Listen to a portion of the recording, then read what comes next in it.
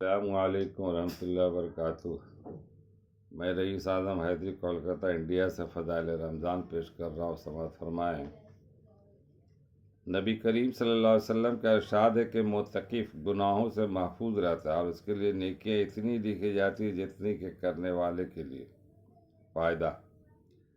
دو مخصوص نفع اعتکاف کی اس حدیث میں ارشاد فرمایا گیا، ایک یہ کہ اعتکاف کی وجہ سے گناہوں سے حفاظت ہو جاتی، ورنہ بسا اوقات کوتاہی اور لغزش سے کچھ اسباب ایسے پیدا ہو جاتے ہیں کہ اس میں آدمی گناہ میں مبتلا ہو ہی جاتا ہے، اور ایسے متبرک وقت میں معصیت کا ہونا کس قدر ظلم عظیم ہے۔ اعتکاف کی وجہ سے ان سے امن اور حفاظت رہتی ہے۔ دوسرے یہ کہ بہت سے نیک اعمال جیسے کہ جنازہ کی شرکت، مریض کی عیادت وغیرہ ایسے امور ہیں کہ اعتکاف میں بیٹھ جانے کی وجہ سے معتکف ان کو نہیں کر سکتا، اس لیے اعتکاف کی وجہ سے جن عبادتوں سے رکا رہا ان کا اجر بغیر کیے بھی ملتا رہے گا۔ اللہ اکبر! کس قدر رحمت اور فیاضی ہے کہ ایک عبادت آدمی کرے اور 10 عبادتوں کا ثواب مل جائے۔